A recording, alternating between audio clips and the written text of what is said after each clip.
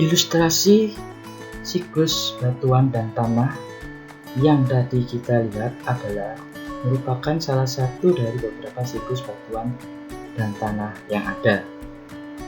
Untuk melihat siklus batuan dan tanah dalam bentuk lainnya, secara sederhana dapat kita lihat pada diagram gabungan siklus batuan dan tanah yang terlihat pada gambar 1.1a berikut. Untuk siklus yang pertama, seperti yang ilustrasi yang kita lihat tadi, dapat kita lihat dalam siklus ini, diagram siklus ini, yaitu dimulai dari lava gunung berapi, kemudian menjadi batuan beku, tanah, kemudian menjadi sedimen, kemudian menjadi batuan sedimen, kemudian menjadi batuan metamor, dan kemudian menjadi magma kembali. Kemudian untuk siklus yang kedua,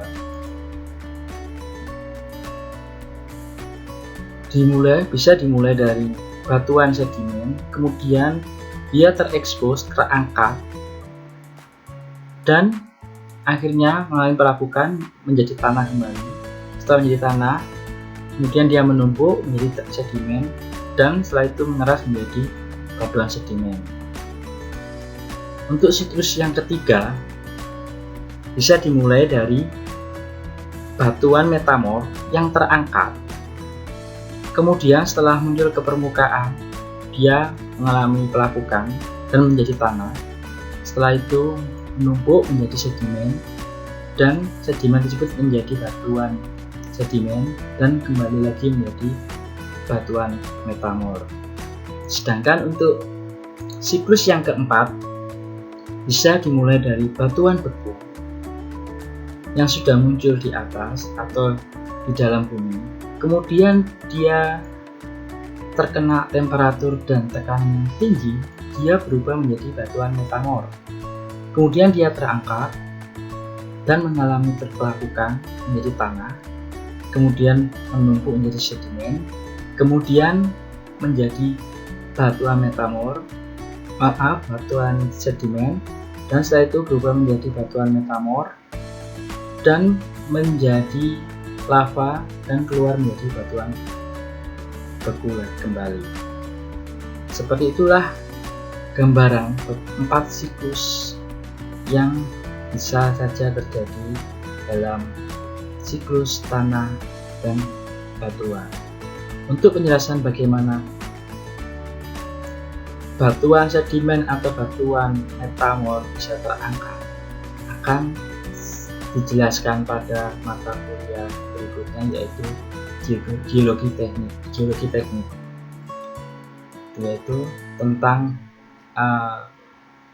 aktivitas tektonik.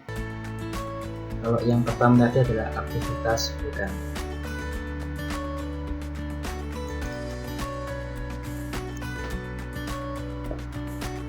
Berdasarkan tempat terbentuknya produk pelapukan batuan,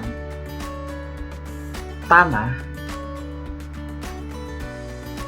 digolongkan menjadi beberapa jenis, yaitu pertama adalah tanah residu.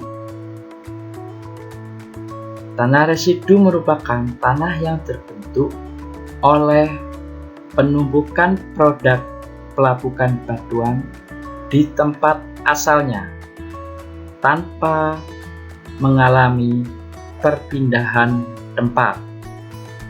Jadi, batuan yang melapuk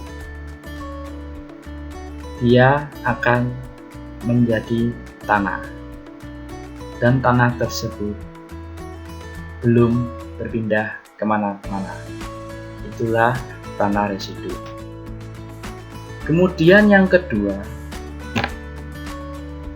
produk pelapukan yang berpindah atau disebut tanah sedimen.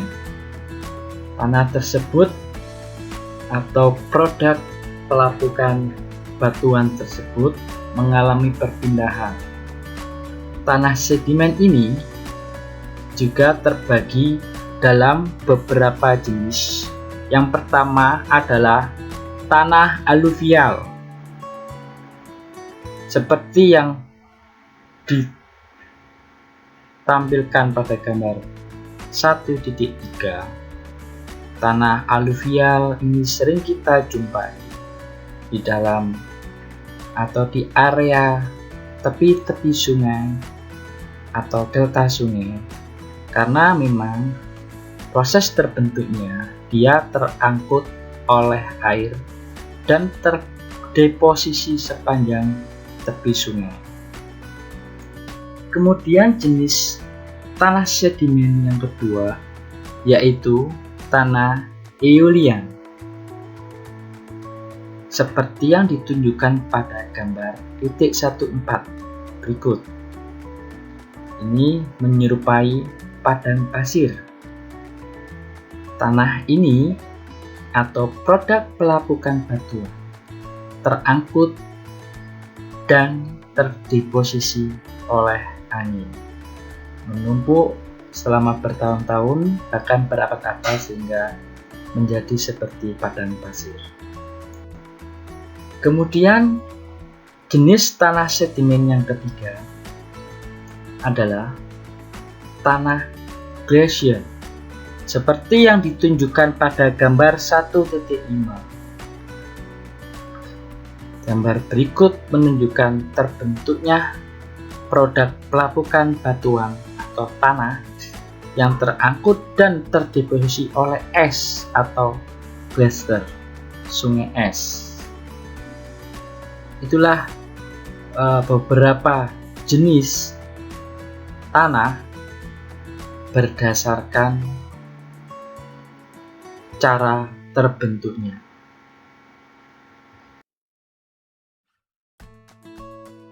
Seri untuk pertemuan satu ini yaitu tentang pengertian tanah, asal-usul tanah, dan jenis tanah. Semoga bisa dipahami dan dibaca-baca kembali materi yang telah diberikan. Sampai jumpa, sampai bertemu kembali di pertemuan kedua.